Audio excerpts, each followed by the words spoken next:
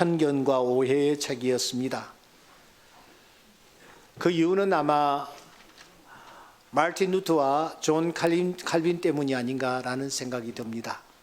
이분들이 참 훌륭한 종교개혁자들이었지만 단 한 가지, 이 요한계시록에 대해서는 그렇게 비중을 두지 않고 다른 성경과 똑같이 취급을 하지 아니한 듯한 분위기를 우리가 느낍니다. 다른 성경들은 분명하고 확실한데 요한계시록은 애매모호하고 환상이 너무 많기 때문에 이런 조건을 그가 달았던 것입니다. 그래서 그냥 별책 부록 정도로 취급을 했더랬습니다. 또 어떤 이들은 이 요한계시록은 어렵고 두렵기조차 한 책이라고 생각을 해서 멀리했습니다. 여러분, 결코 그렇지 않습니다. 우리 3절을 한 번 더 읽어보겠습니다. 이 예언의 말씀을 읽는 자와 듣는 자와 그 가운데 기록한 것을 지키는 자는 무엇이 있다고요? 복이 있다. 다시 말하면 읽고 듣고 지킨다라는 말은 가까이 한다라는 뜻입니다. 말씀을 가까이 하는 자에게 하나님께서 복을 주시겠다고 약속했습니다. 5절에는 이런 약속까지 하십니다. 그리스도로 말미암아 은혜와 평강이 너희에게 있기를 원하노라. 말씀을 가까이 하는 자에게 은혜 주실 줄 믿습니다. 평강도 허락하여 주실 줄 믿습니다. 요한이 밤모습에서 힘들고 어려운 상황 속에서 그가 지쳐 있을 때에 여러분, 그에게 놀라운 음성이 들리지 않았습니까? 요한계시록 1장 19절 말씀해 보시면 내가 본 것과 지금 있는 일과 장차 될 일을 뭐요? 기록하라. 자, 기록해라. 14장 13절에도 기록하라. 19장 9절에도 기록하라. 21장 5절에도 기록하라.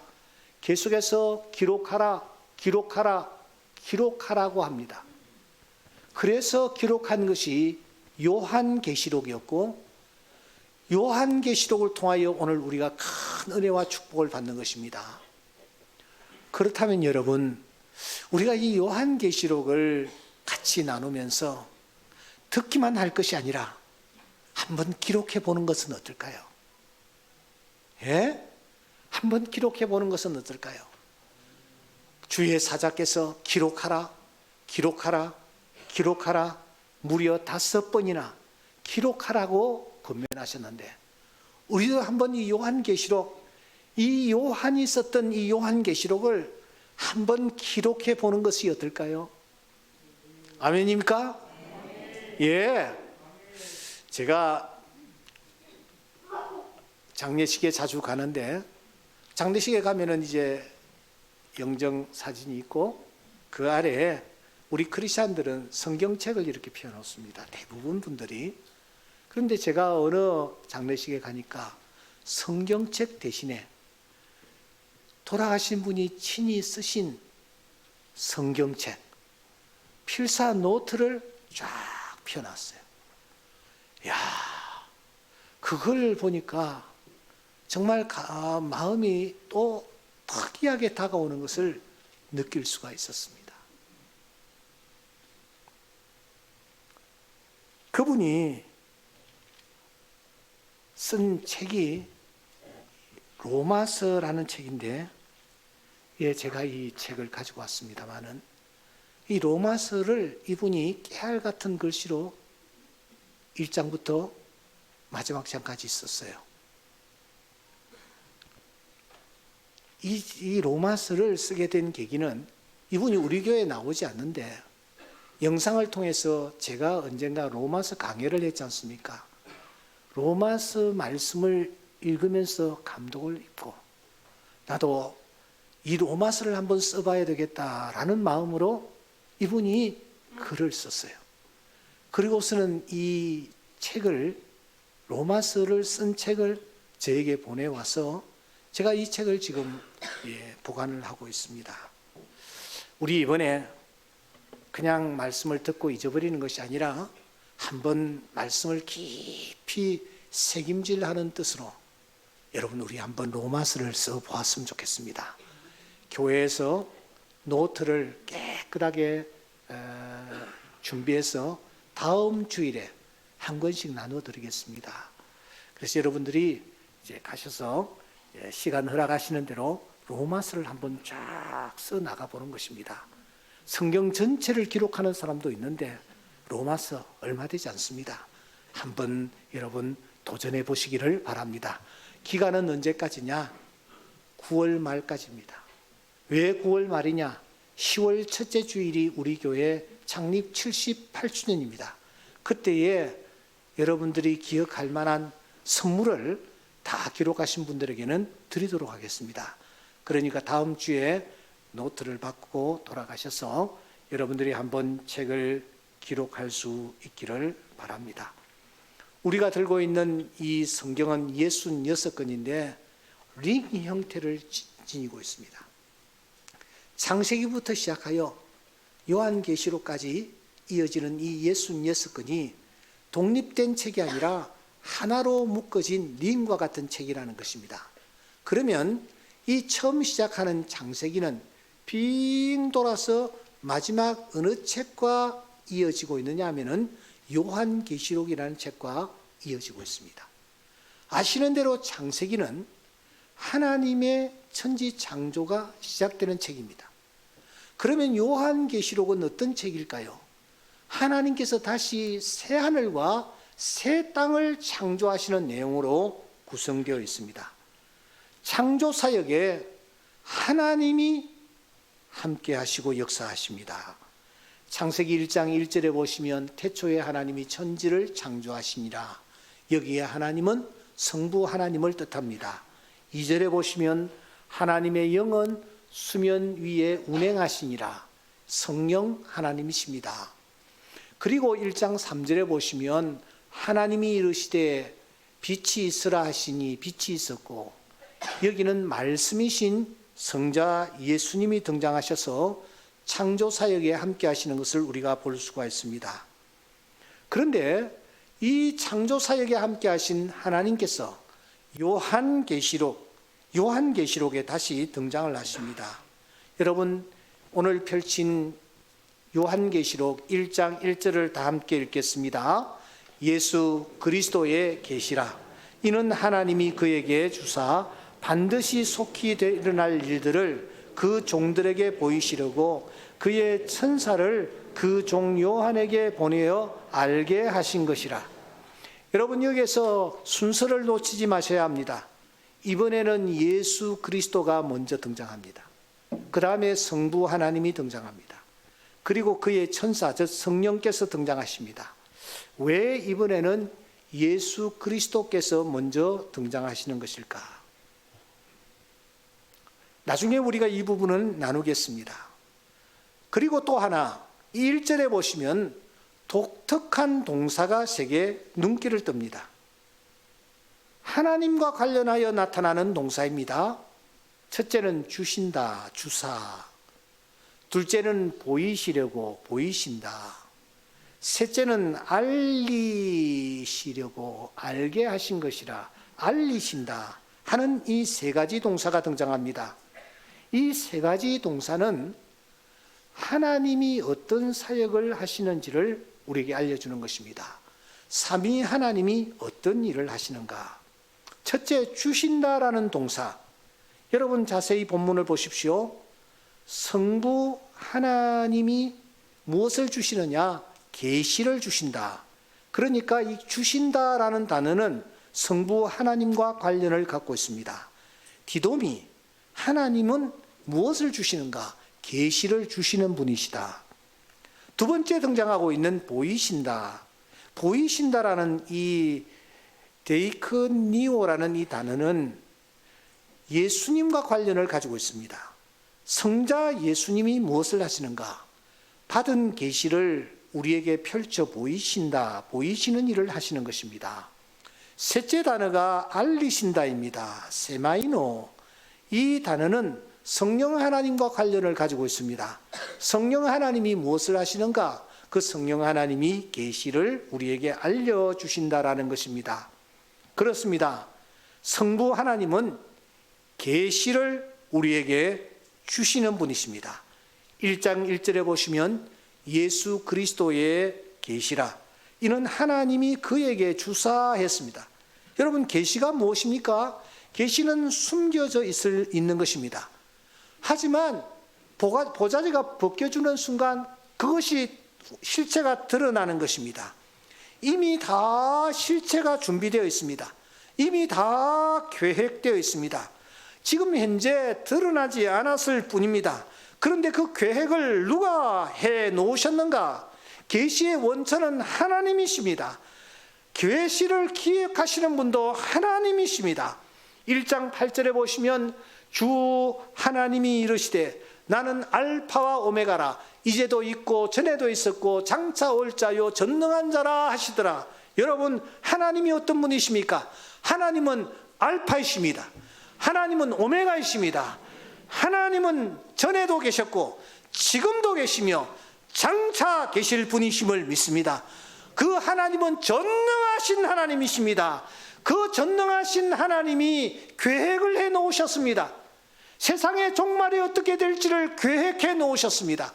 그 하나님이 나의 개인의 종말이 어떻게 될지 계획해 놓으셨습니다. 하지만 아직까지 드러나지 않았습니다. 왜냐하면 보자기로 덮어놓았기 때문입니다. 그런데 그 하나님은 어떤 하나님이시냐?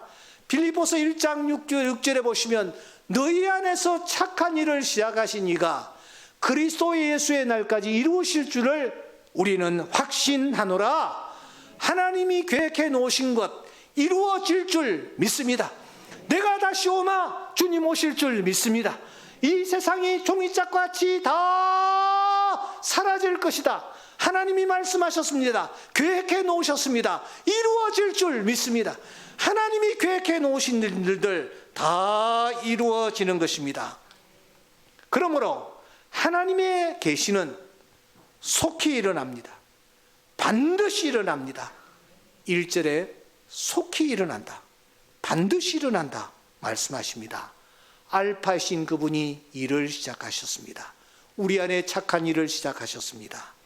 오메가이신 그 하나님 반드시 이루어 가실 줄 믿습니다.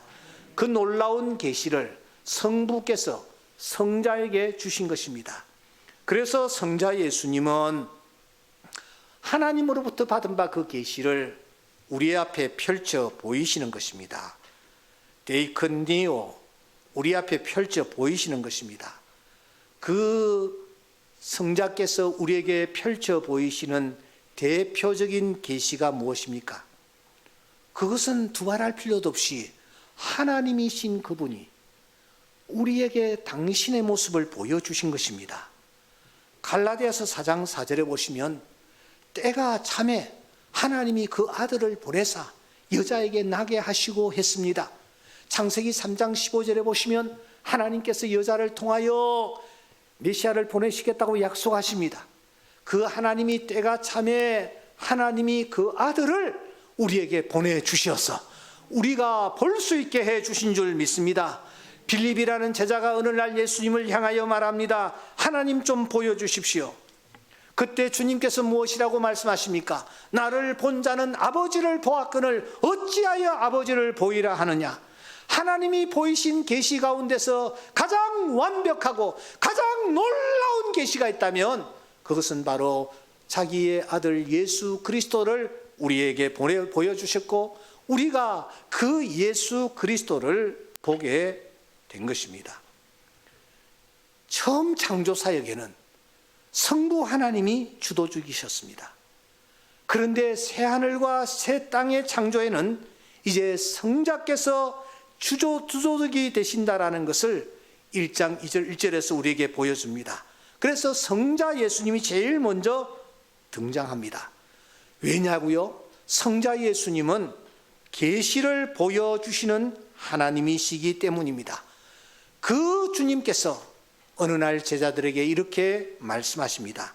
내가 너희를 위하여 거처를 예비하러 가노니 가서 너희를 위하여 거처를 예비하면 내가 다시 와서 너희를 내게로 영접하여 나 있는 곳에 너희도 있게 하리라. 여기에 거처가 무엇입니까?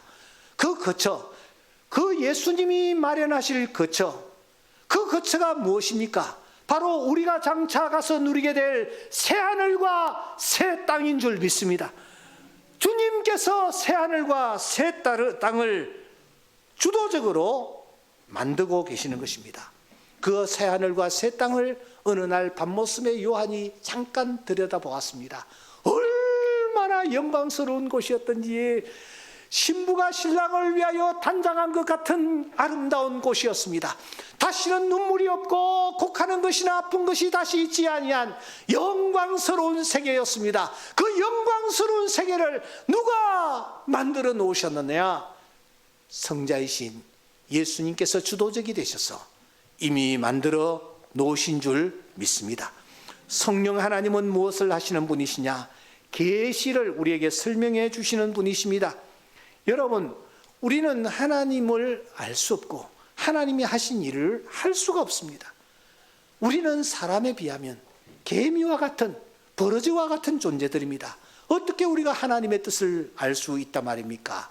그런데 성령님이 이 모든 것을 우리에게 이해할 수 있도록 알려주십니다. 이 성령님을 계시록에서는 1장 4절을 보십시오. 7영이라고 소개합니다. 7이라는 숫자는 무엇을 의미할까요? 여러분, 7이라는 숫자가 1장에 계속해서 반복이 됩니다. 1장뿐만 아니라 요한계시록 전체에서 우리가 만나게 될 것입니다. 잠시 눈을 둘러보십시오. 1장 4절에 보시면 7교회, 12절 보십시오. 7금촛대, 16절에 보십시오. 7별, 21절을 보십시오. 두 번이나 7이 등장하고 있습니다. 7은 무엇을 뜻할까요? 우리가 요한계시록을 살필 때에는 항상 옆에다가 에스겔서, 그리고 다니엘서, 그리고 스가랴서를 곁에 두고 참고하셔야 합니다. 이 책들은 계시록을 연구하는 데 크게 도움이 되는 책들입니다. 그런데 이 스가랴서 6장에 보시면 기름이 가득한 7 등잔이 등장합니다. 스가랴가 이게 도대체 무엇입니까? 하고 묻죠. 그때 무엇이라고 해석해 주십니까? 이는 힘으로 되지 아니하며 능력으로 되지 아니하고 오직 나의 영으로 되느니라. 여러분, 7 등잔이 곧 주의 영이라고 말씀합니다. 이어서 보충 설명을 이어가고 있죠. 작은 일이라도 멸시하는 자가 누구냐? 이 일곱은 온 세상에 두루 다니는 무엇이라고요? 여호와의 눈이라고 말씀합니다. 눈이 무엇을 하는가? 여호와의 눈이 무엇을 하는가? 여러분, 역대하 16장 9절에 보시면 여호와의 눈은 온 땅을 두루 감찰하사 전심으로 자기에게 향하는 자들을 위하여 능력을 베푸시는, 두나미스, 놀라운 능력을 베푸시는 그런 분이시다, 이렇게 말씀합니다. 7영은 그러므로 성령이십니다. 7 등잔도 성령이십니다. 7 완전수, 충만한 성령이십니다. 그분은 7 눈을 가지시고 온 땅을 두루 감찰하십니다. 연약하기 그지없는 우리도 감찰하시고 힘 있는 사람도 감찰하십니다. 시편 139편에 보시면 이 하나님은 오늘 또 우리를 두루 감찰하시는데 139편 9절에 보시면 새벽 날개를 치며 바다 끝에 가서 거할지라도, 바다 끝에 가서 거할지라도 곧 거기서도 주의 손이 우리를 인도하신다고 말씀합니다. 바다 끝에 가서 우리가 머물고 있다 할지라도 주의 영은 우리와 함께 하시는 줄 믿습니다. 오늘 본문에 바로 그 바다 끝에 가서 거하고 있는 한 사람이 등장합니다. 요한입니다. 요한이 자기가 지금 어디에 있다라고 말하고 있습니까? 1장 9절 말씀해 보시면 다 같이 시작. 나 요한은 너희 형제요 예수의 환난과 나라와 참음에 동참하는 자라. 하나님의 말씀과 예수를 증언하였으므로 말미암아 밤모라 하는 섬에 있었더니, 여러분이 밤모라 하는 섬은 상상 속에 있는 섬이 결코 아닙니다. 이 섬은 지중해 에게해에 위치한 조그마한 섬입니다. 남북 길이가 한 16km, 동서가 한 9km쯤 되는 황량한 바위섬. 그래서 일찍부터 그 섬은 제수들을 유배하는 유배지로 사용되고 있었습니다. 물이 없습니다. 곡식을 키울 수가 없습니다. 그래서 한번 들어가면 죽어서야 나올 수 있는 철저히 고립되어 있는 섬입니다. 지금 지도가 조금 작기 때문에 여러분들이 잘 보이지 않을지 모르겠지만 중간에 여러분 이 반모라는 섬이 있는 것을 우리가 확인할 수 있습니다. 저 반모섬은 남아공에 위치한 유배지 섬 로벤섬과 너무너무 닮았습니다. 아프리카 최남단 희망봉이라는 곳이 있습니다. 이곳으로 가기 위해서는 그 길목에 있는 케이프다운이라는 도시를 지나야 합니다.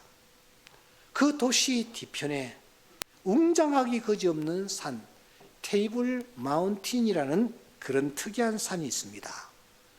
정상에 올라가서 보면은 꼭 책상과 같은, 식탁과 같은 그렇게 깎아지른 절벽이 다시 또 평평함을 이루고 있기 때문에 붙여진 이름입니다. 그 테이블 마운틴에 올라가면은 눈앞에 외딴 섬 하나가 들어옵니다. 바로 이 로벤섬입니다. 이 로벤섬은 당시 이 남아공의 정치범들 그리고 범죄자들 이런 자들을 수용하는 감옥으로 쓰였습니다. 왜냐하면 이 로벤섬 주변에는 예기치 못하는 해류가 급하게 휘돌아갈 뿐만 아니라 거기에는 상어떼들이 출몰을 하고 있었기 때문입니다. 그래서 감옥에서 빠져나와 도망을 치려고 해도 그들은 거기에서 살아남을 수가 없었습니다. 풍랑에 휘말리거나 상어떼에게 묵혀 들어가기 때문에 도망을 아예 하지 못하는 것입니다. 워낙 이렇게 로벤섬이 천혜의 감옥섬이었기 때문에 정신질환자든지 나병 환자들까지 함께 수용을 나중에는 했습니다. 여러분, 이렇게 환자들, 이런 죄수들이 수용이 되다 보니 그야말로 그곳은 생지옥이었고 무법천지였습니다. 무엇보다도 그곳에 한번 들어가면 탈출할 수가 없었습니다. 이 로벤섬이 전 세계에 널리 알려진 것은 여러분들이 잘 아시는 넬슨 만델라 때문이었습니다. 그가 그 섬에 수용되어 있었고 그가 나와서 남아공 최초로 흑인 대통령이 되었기 때문에 그 섬이 유명한 것입니다. 바로 그러한 섬이 반모섬입니다. 반모섬, 그가 결박되지는 않았지만 성 밖으로는 영원히 나갈 수 없는 죄수의 몸으로 그곳에 있었습니다. 사도 요한이 왜 그곳에 갇혀 있었습니까? 도대체 무슨 중한 죄를 범했단 말입니까? 독립운동을 하고 있었습니까? 정치범이었습니까? 당시 로마의 황제는 베스파시안이었습니다. 이 베스파시안에게는 두 아들이 있었습니다. 하나는 티토, 또 하나는 도미티안이었습니다. 티토는 우리가 잘 아는 AD 70년경 예루살렘에 쳐들어와서 예루살렘을 완전히 초토화시킨 바로 그 장본입니다. 이 티토는 장군의 기질을 가지고 있었고 리더십이 대단했습니다. 그런데 안타깝게도 이 사람은 로마 제국이 확장되기 전에 세상을 떠나고 맙니다. 그래서 아버지 베스파시안을 이어서 도미티안이라는 이 동생이 여러분 황제의 자리에 오르는 것입니다. 그런데 그런 아버지와도 달랐습니다. 형과도 달랐습니다. 이 도미티안은 왕이 되자마자, 황제에 오르자마자 자기를 Our Lord, 자기를 Our God라고 부르도록 했습니다. 숭배토록 했습니다. 자기를 주님이라고, 자기를 하나님이라고 부르며 경배하도록 했습니다. 자기의 동상까지 만들어 세웠습니다. 모든 속국의 백성들에게도 똑같이 이를 강요했습니다. 여러분, 그 이유가 무엇이었을까요? 역사가들의 기록에 의하면 그는 심각한 열등감의 소유자였습니다. 황제의 권좌에 앉아 있으면서도 늘 불안한 거예요. 잠을 이루지 못하는 거예요. 열등감에 사로잡힌 사람은 이같이 늘 불안에 뜹니다. 남을 의심합니다. 또 의심합니다. 끝없이 의심에 사로잡힙니다. 예민해집니다. 홀로 자기만의 세계에 빠져듭니다. 엉뚱하기 그지없는 상상의 날개를 펴니다. 막강한 권력이지 않습니까? 고대 광실에 머물지 않습니까? 산의 진미를 먹고 있지 않습니까? 헌데 이 도미티아는 늘 자불안석이었습니다. 옆에 있는 사람들을 끝까지 의심하고 그래서 괴롭히는 것입니다. 그가 황제로 있을 때 4만여 명의 크리스찬들이 감금을 당하거나 살해되었습니다. 자기 사촌도 형장의 이슬로 보내버렸습니다. 조카는 멀리 유배를 보내버립니다. 경쟁자라고 생각했기 때문입니다. 이런 도미티안에게 사도 요한은 정말 딱 좋은 먹잇감이었습니다. 그가 하나님 외에 다른 신이 없다라고 가르칩니다. 하나님만 경배하라고 가르친답니다. 에베소를 위시하여 여러 군데를 다스리며 영향력을 행사하고 있다라는 소문까지 들립니다. 내가 지배하는 땅인데, 내가 황제인데, 내 백성들인데 어디 감히 영향을 미쳐? 내 관할인데 내 영역을 침해하다니 용서할 수가 없었습니다. 일개 유대 출신의 속국이 말입니다. 속국 출신이 말입니다. 배우지도 못한 어부가 말입니다. 그냥 둘 수가 없었습니다. 그래서 이 도미티아는 요한을 타이섬 반모섬에 유배를 시켜버린 것입니다. 사랑하는 여러분, 이 도미티안을 보면서 오늘 우리는 스스로를 향하여 3가지 정도의 질문을 던져야 합니다. 먼저 던져야 할 질문은 이것입니다. 내 곁에 도미티아는 없는가? 우리 인생에도 그리고 내 주변에도 이런 도미티안이 있습니다. 돈, 권세, 미모 무엇 하나 부족함이 없습니다. 풍족합니다. 그런데 내 안에 있는 열등감을 해결하지 못합니다. 남을 달달 볶습니다. 사건을 일으키지 않으면 자신이 불안해서 안절부절 못합니다. 꼭 어떤 일을 터뜨려야만 합니다. 그리고 또 후회를 합니다. 늘 얼굴이 어둡습니다. 경직되어 있습니다. 다른 사람들과 어울리지를 못합니다. 대화를 나누는 사람도 없고 대화를 걸어오는 사람도 없습니다. 늘 혼자입니다.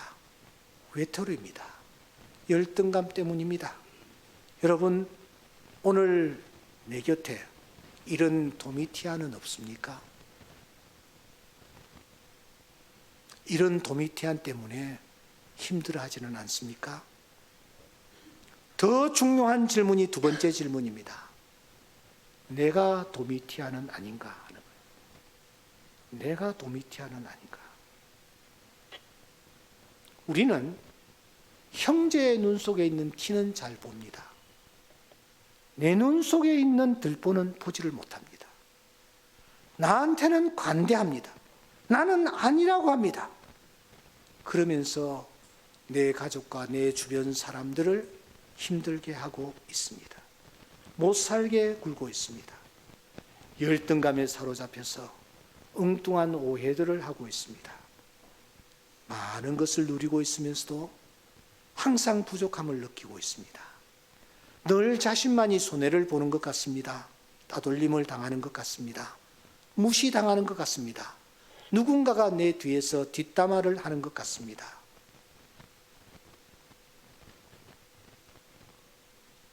그래서 늘 의심의 눈초리로 이곳저곳을 살피고 있습니다. 그러다가 누군가를 밤모섬에 던져버려야 속이 시원합니다. 여러분, 오늘 우리는 이 질문을 던지셔야 합니다. 나는 도미티안이 아닌가? 나는 도미티안과 같은 삶을 살아가고 있지는 않는가? 마지막입니다. 이 도미티안을 어떻게 처리해야 할까? 이 중요한 주제입니다. 내 곁에 누군가가 도미티안입니다. 아니, 내가 도미티안입니다. 그러면 이 도미티안을 어떻게 내가 처리를 해야 할까 하는 것입니다. 밤모섬의 요한이 그때 도미티안을 어떻게 처리를 했습니까? 요한에게서 우리는 배워야 합니다.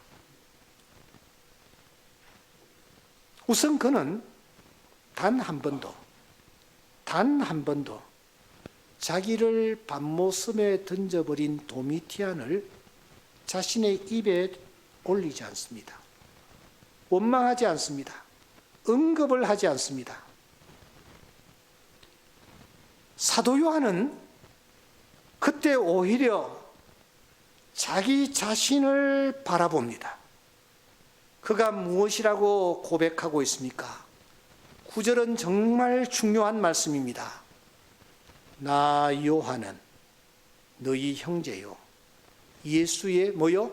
환난과 나라와 참음에 동참하는 자라. 그가 자기 자신을 어떻게 소개하고 있습니까? 그는 말합니다.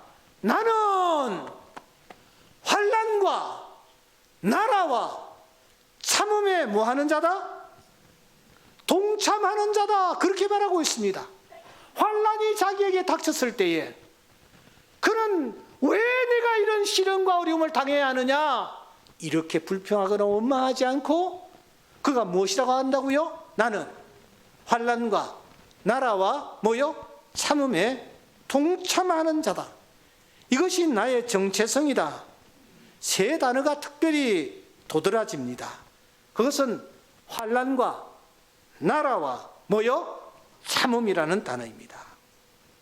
여러분, 한번 가슴에 오른손을 얹고, 지금 피곤하시죠? 오른손을 얹고 한번 따라해 봅시다. 나 성석이는, 또 성석이는 이러지 마시고, 나 성석이는 환난과 나라와 참음에 동참하는 자다. 한 번 더 크게, 나 성석이는 환난과 나라와 참음에 동참하는 자다. 아멘입니까? 아멘입니까? 그렇습니다. 사도 요한은 자기를 이렇게 소개하는 것입니다. 내가 누구냐? 나는 환난과 나라와 뭐요? 참음에 동참하는 자다. 그렇게 말하고 있습니다. 여러분, 이 세상에 환난을 좋아하는 사람이 있을까요? 한 사람도 없습니다. 예수님조차도 아버지여, 아버지의 뜻이거든 이 잔을 내게서 옮기시옵소서. 나 환난, 나 싫어합니다. 좋아하지 않습니다. 그런 뜻이 아닙니까? 환난을 좋아하는 사람이 어디에 있습니까? 요한도 마찬가지였을 것입니다. 그런데 그에게 예기치 못하는 환난이 찾아왔죠. 그때 그가 이 환난을 어떻게 해석을 하고 있습니까? 나 성석이는 환난에 동참하도록 부름을 받은 자다. 나 요한은 환난에 동참하도록 부름을 받은 자다. 이렇게 자신을 규정하는 것입니다. 그때 요한에게 하나님의 지혜가 나타납니다. 환난을 어떻게 극복해야 할 것인지에 대한 지혜입니다. 그 지혜가 무엇입니까? 그 다음에 등장하는 나라라는 단어요. 그 다음에 등장하는 참음이라는 단어입니다. 하나는 나라라고 했습니다. 여러분, 어떤 나라입니까? 어떤 나라입니까? 이 땅 보이는 나라입니까? 천만의 말씀이요. 그가 말하고 있는 이 나라는 하나님의 나라입니다. 영광스러운 주인이 통치하시는 나라입니다. 다시 사망이 없고 곡하는 것이나 아픈 것이 다시 있지 아니한 나라입니다. 도미티안 같은 황제가 다스리는 나라가 아니라 우리 주님이 다가오셔서 내 눈물을 닦아주시며 나의 손을 잡아주시고 나를 이끌어주시는 영광스러운 나라, 만왕의 왕 그분께서 공평과 정의로 다스리시는 그 나라, 영광스러운 나라, 나를 위하여 준비되어 있다. 이것을 믿음의 눈으로 바라보는 것, 이것이 오늘의 환난을 넉넉히 이기고 극복해가는 비결이라는 사실을 우리에게 알려주는 것입니다. 그 나라를 바라보면서 이 요한은 참음이라는 단어를 떠올립니다. 내게 닥쳐오는 위기, 환난, 내가 통제할 수는 없지만 그 환난 속에 통제당하지 않을 수는 있지 않는가? 이런 마음가짐으로 요한은 그때 참음이라는 단어를 떠올린 것입니다. 그리고 참음으로 하루하루를 버텨 나가는 것입니다. 그래서 그는 이 말씀을 그때 받습니다. 성도들의 인내와 믿음이 여기에 있느니라. 성도들의 인내가 여기 있나니 그들은 하나님의 계명과 예수에 대한 믿음을 지키는 자이니라. 만일 우리가 보지 못하는 것을 바라면 참음으로 기다릴지니라. 사람이 감당할 시험 밖에는 너희에게 당할 것이 없나니 우리 하나님은 미쁘사 우리를 친히 시험하지 아니하시고 우리가 시험 당할 점에 또한 피할 길을 내사 우리로 하여금 능히 감당하게 하시느니라. 할렐루야.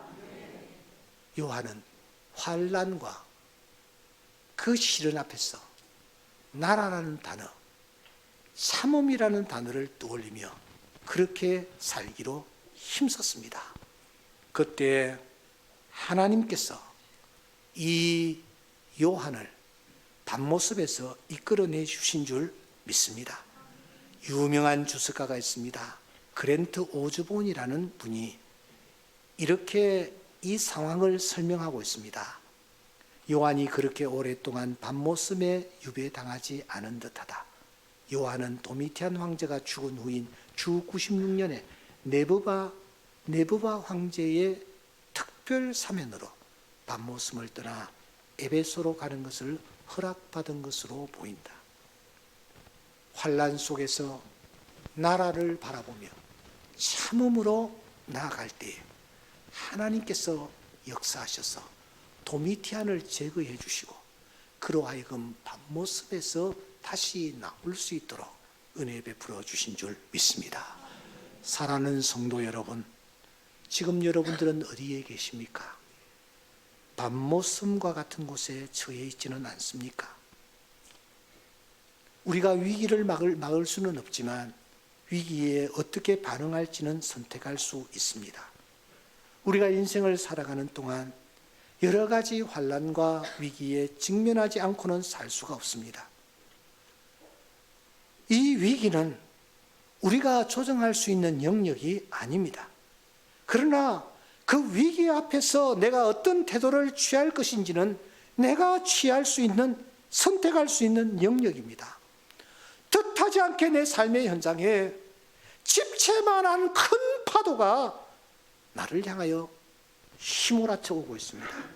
피할 수가 없습니다.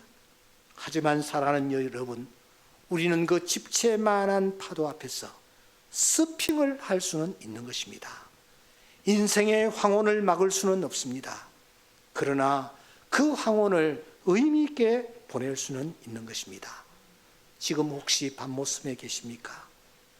그곳에서 어떤 생각으로 하루하루를 보내고 계십니까? 혹시 나를 유배시킨 나의 도미티안을 원망하며 저주하며 이를 갈고 계십니까?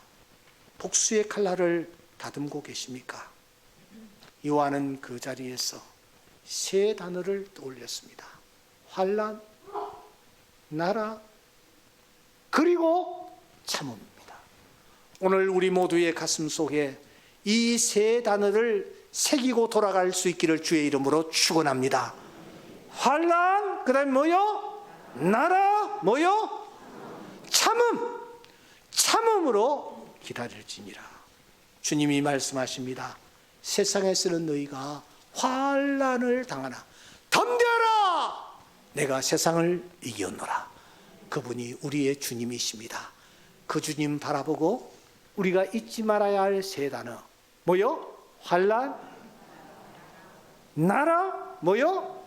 참음. 이 세 단어를 가슴 깊이 새기고 삶의 현장으로 나아가는 우리 모두가 될 수 있기를 주의 이름으로 축원합니다. 기도하십시다.